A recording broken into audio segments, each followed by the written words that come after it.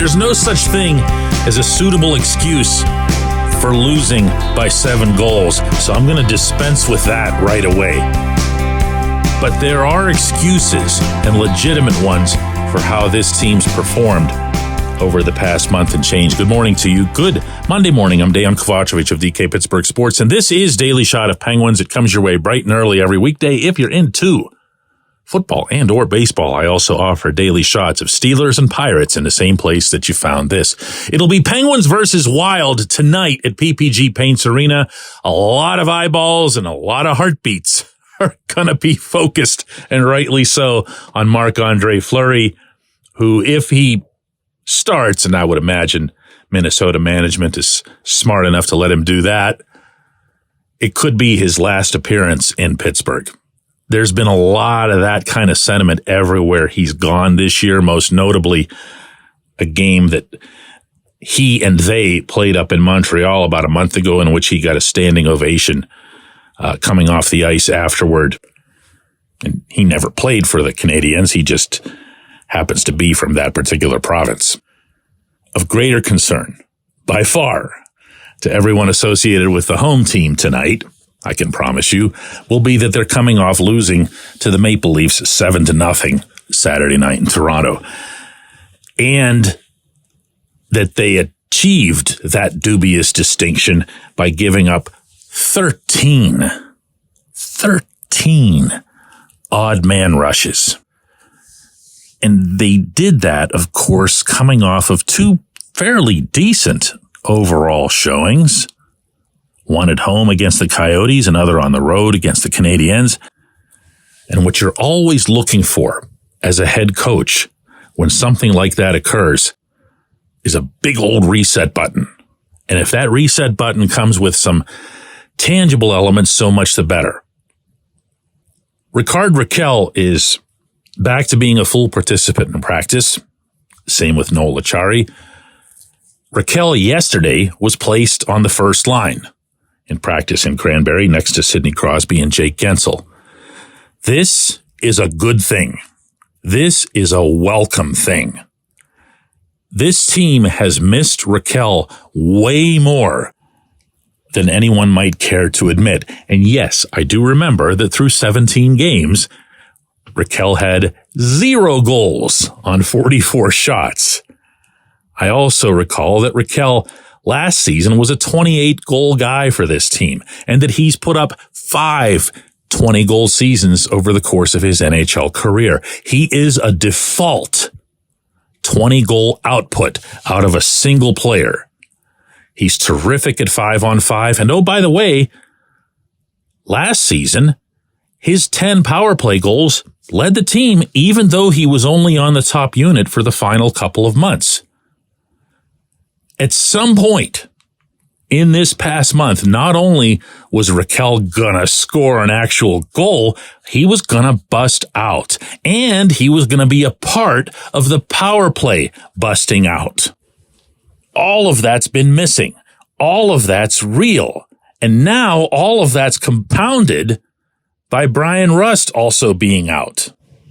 What a wonderful, wonderful time to have Rakell back. And if you think you're excited about it, should have heard him yesterday at practice. Yeah, it's been way too long now. It feels like forever. But, yeah, whenever I'm back, I'm just going to enjoy the game and play my game and just play loose. I didn't even mention that he's also defensively responsible, defensively aware, and he'll be the guy that begins a lot of rushes, that creates a lot of chances up ice for his line mates, as he was doing earlier this season for both Evgeny Malkin and Riley Smith, neither of whom has been the same since Rakell went out, I might add. So the way this looks now, Rakell will be on the top line. Valtteri Puustinen will remain on the second line, along with Gino and Smith. And if Rakell and Acciari are back, you're going to have all 4 of your lines looking closer to the way that they usually look. I'm not going to bury Saturday, okay? I'm not going to pretend Saturday didn't exist.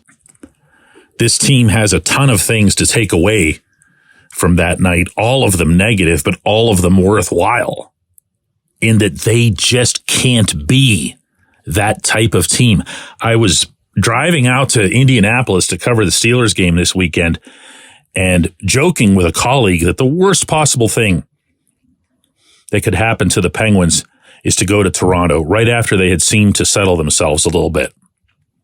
Because there's something about this group's DNA, most likely rooted in their own history, that says, ooh, look, a team that plays just like us, meaning the Penguins of the 90s or the 2010s or whatever. And they think they can get into an all-skate with a bunch of really, really talented children, which is the way I still think of the Maple Leafs, even though Austin Matthews and Mitch Marner and William Nylander have been there for a while now. That's a really, really, really dynamic regular season team. They don't win anything in the playoffs, and they never will because they've got no guts. But in the regular season, you show up there in mid-December and you try that approach. You try just going back and forth. You're going to get hosed. And they did. And I'd posit to some extent that that's actually a positive. The Penguins need to get back to being who they need to be. Meaning defending, meaning not allowing any odd man rushes. But let's not also ignore that they needed all along to get some important players back. And one or two of them will be back tonight. When we come back, J1Q.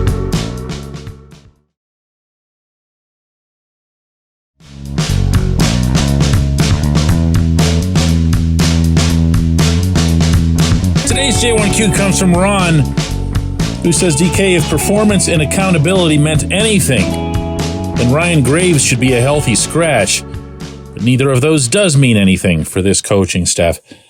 I'm not in a great position to debate that, Ron. I think you're completely right. And I think you're, even in the general context, completely right. Graves was signed to a big contract.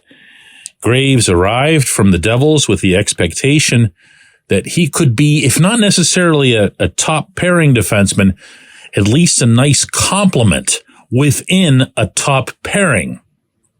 There's a difference there. I go back to when Brian Dumoulin was at his peak, working alongside Chris Letang. You wouldn't think of Dumo ever at any point in his career as a top two defenseman on any team in the league. However, when he's out there with Letang and Letang's doing his thing and he's allowing Letang to do his thing, it's kind of a different scenario. Graves has been a disappointment. I don't think anybody would dispute that, including Graves himself. He tends to focus on the positives, and that's okay. That's a healthy thing, I think, for an athlete to do. But he's got flaws that are very real to his game, to his approach to his game. And we saw a lot of that play out Saturday night in Toronto. And no one individual can be held responsible for a 7-0 loss. And you sure can't hold a defenseman responsible for 13 odd man rushes against. That's very much a group effort or lack thereof.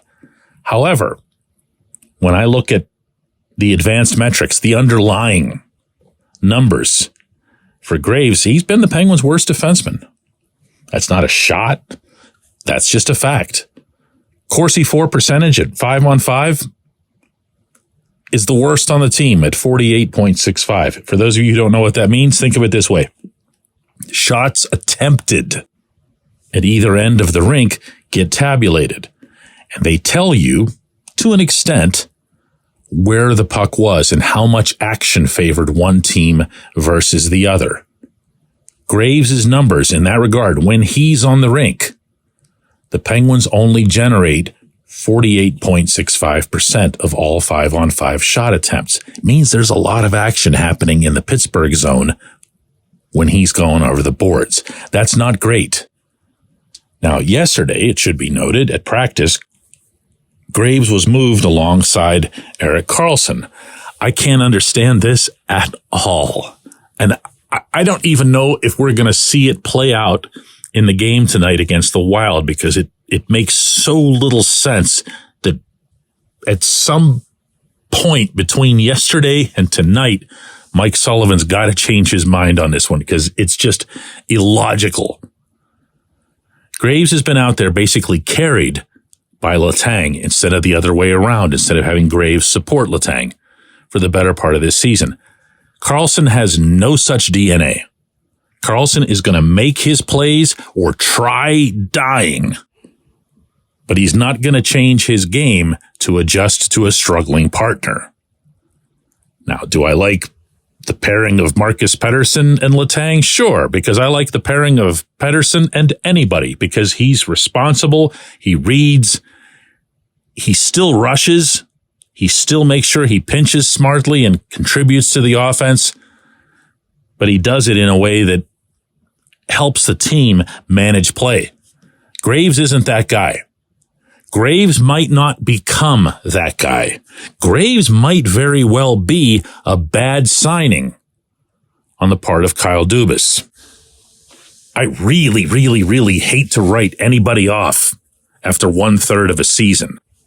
I've been doing this long enough to remember when a lot of people around here wanted to write Sergei Gonchar off after even less than that. Gonchar ended up becoming a major, major contributor in Pittsburgh. And no, I'm not comparing Graves to Gonchar.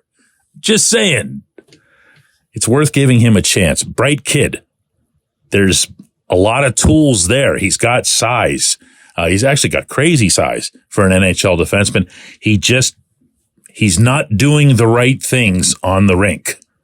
He's turning to the inside when he should be going outside. He's trying to spin and whirl his way through the zone instead of just cutting off someone's path to his net in the most boring way conceivable. Now, having said all that, I'll ask a question back to you. Who do you replace him with if you take him out? P.O. Joseph, you like what you've seen from P.O.? How about Ryan Shea? What have you thought of his defensive zone game? Yeah, you see what I mean? There's not a ton there. I appreciate the question. It's a good one. I appreciate everybody listening to Daily Shot of Penguins. We'll do another one of these tomorrow.